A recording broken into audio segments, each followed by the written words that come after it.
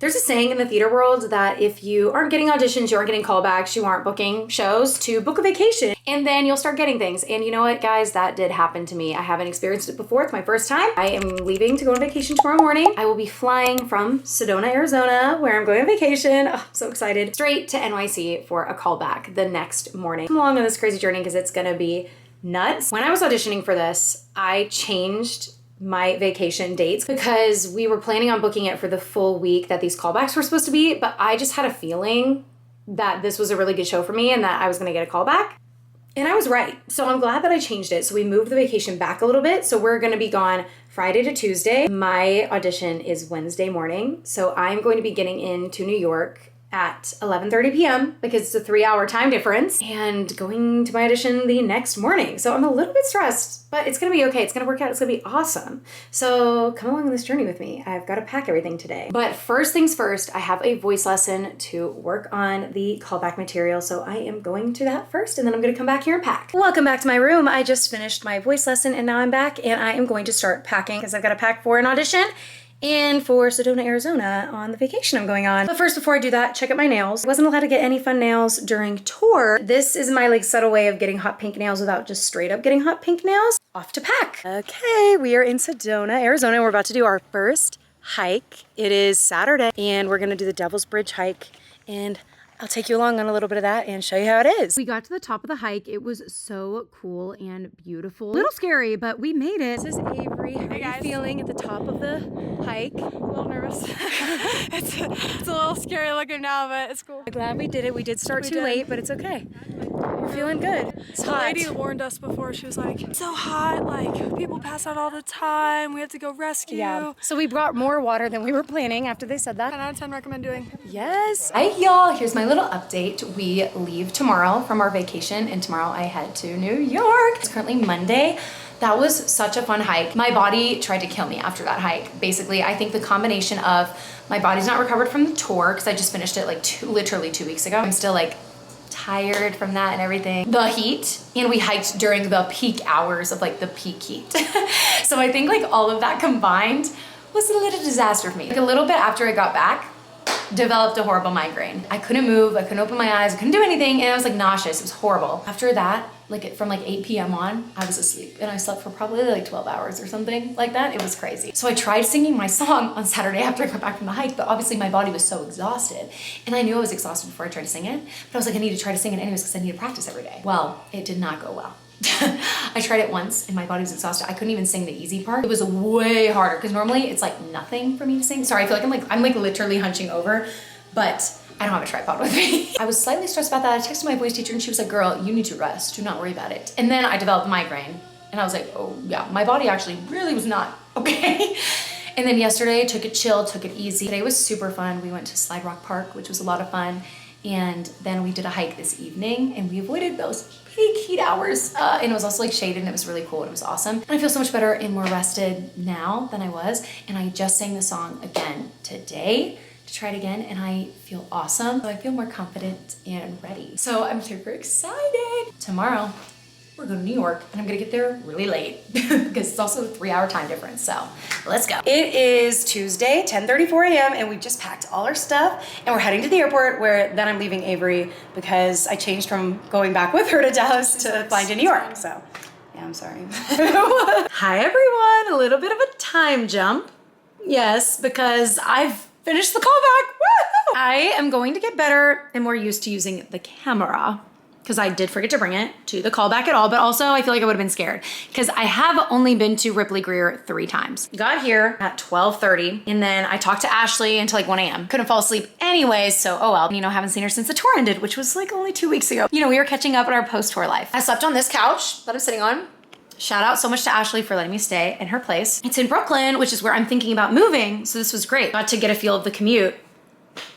I am fine with this commute. I am fine with it. Because I would rather live in a nicer place and have to like commute than live in Manhattan. I'm literally from north of Dallas and I drove to Dallas every day for my first professional show, which was like 40 minutes to an hour and a half depending on traffic. So I'm literally like, I can sit on the subway for 30 minutes. That's fine. My audition was at 11:30 today. I'm just gonna walk you through the day and the audition and everything. I got up at 8:30 15. And I got up, got ready, I did my hair. The bun is cute, 2 braids. And then I did all my makeup except for my eyebrows and my mascara. So I did the eyeliner, no mascara. It looks so funny because I have blonde eyelashes.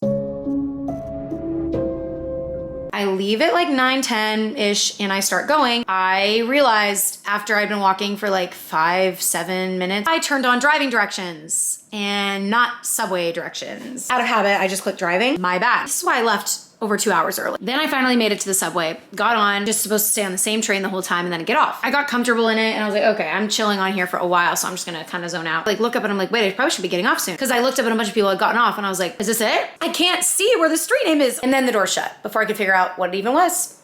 Then next stop was like 79th Street. Okay, I was supposed to get off at 32nd. I thought I was like, how did I get this far? But then I figured out how to get off of the train and get back on the right one. And then I made it. And it really only delayed me like 10 minutes. The audition talked about sides and songs mostly. And it brought up dancing, but it also brought up a final callback day. And I was like confused. And I asked my agent, just to be clear, I'm just singing this first day or am I dancing? And he was like, I think just singing. I got there really early, got a warm up room. I sang the song a couple of times, changed and finished my makeup. I went to the holding room about 15 minutes before because I was like, I'm not gonna get there too early because I'm gonna stress myself out if I'm there like forever, but also I need to get there early enough. I was in Ripley Greer for like 45 minutes before, but then I went up later. Everyone's in dance clothes. And I'm like, oh my gosh, is this not a singing call? So I asked the monitor, who was very nice, shout out to the monitor, I gave him my headshot and resume. I need to double check this. So I was wearing jeans. I went back to him and I was like, hey, we singing?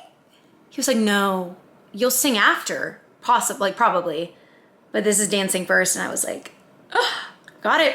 Good thing I brought everything. Good thing I'm smart. So then I ran to the bathroom and changed and then I warmed up very quickly. That was stressful. And he was like, just checking, like, you have tap shoes?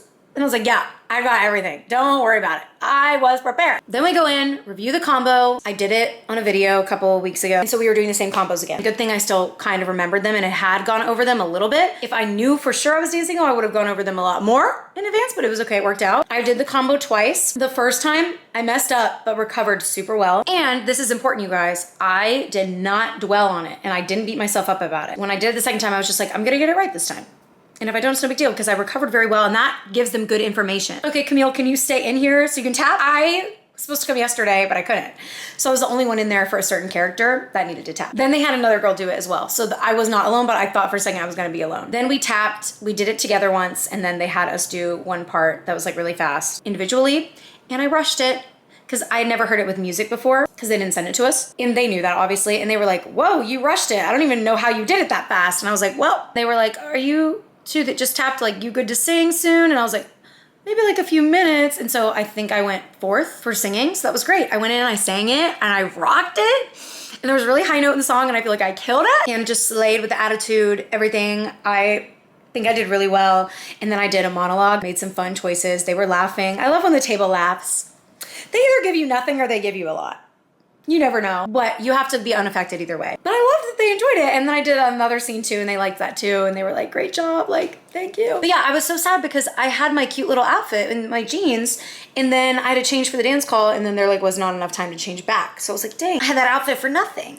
I feel very good about it and I am very proud of myself, even if I don't get it, which is what I was praying about and what I wanted. I was just like, God, please let me do the absolute best I can and give you glory and just allow me to do a good enough job to where I'm proud of myself no matter what happens and that I can be proud of myself even if I don't get it. Because if I didn't feel like I did my best and then I didn't get it, I would probably be like, oh my gosh, like what if I did better? Would I have gotten it? But now I don't have to wonder about that. I did a great job, especially for coming straight from the vacation and like that was so stressful, y'all. I slayed for that. Not even living here, sleeping on a couch. I did a great job. So I'm very proud of myself. If I don't get it, I don't even care. Mindset I hope to always have and stick with. It's hard, you have to fight for this mindset, but it is great to have. And I feel so good and I have a good feeling about it. I had a really good feeling about it when I did the material initially, which is why I moved with the vacation. And I was right, but I do have a good feeling about it. But you know what, even if I don't get it, I feel awesome. So I'm not too worried about it, but I would love to book this. It would just work out so well. My plan and everything. Hi everybody, it's the same day.